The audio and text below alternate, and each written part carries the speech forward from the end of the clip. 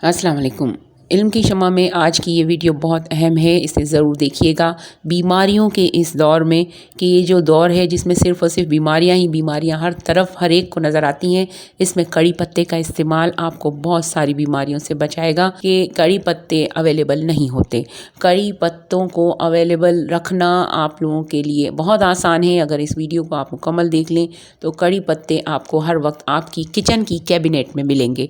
कड़ी पत्तों का दरख्त हर एक के पास मौजूद नहीं होता, लेकिन अगर गमले में कड़ी पत्ते का दरख्त लगा लिया जाए तो भी हो सकता है। लेकिन मैं आपको आज ये एक तरीका बताऊंगी जिससे आप बहुत आसानी के साथ कड़ी पत्तों को सेव कर सकते हैं और हर वक्त किसी भी वक्त आप अपने खाने में कड़ी पत्ते का इस्तेमाल कर सकते हैं। कड़ी पत्तों को अच्छी तरह से धोकर वॉश करके इसे ड्राई करने के लिए रख दें किसी छन्नी में और 2 से 3 दिन तक आप इसे ड्राई कीजिए।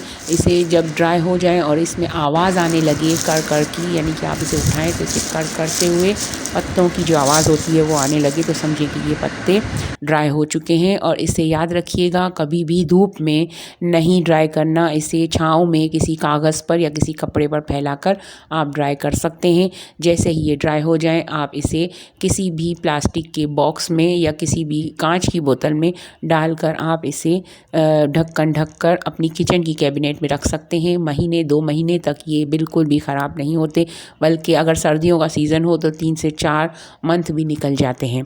और गर्मियों में भी आसानी से आप 1 से 2 मंथ इसको रख सकते हैं। खाने के हर खाने की डिश के अंदर आप कड़ी पत्ते का इस्तेमाल कीजिए, चाहे वो सब्ज़ी हो, चाहे गोश्त हो, चाहे मछली हो, चाहे कड़ी हो, चाहे दाल हो।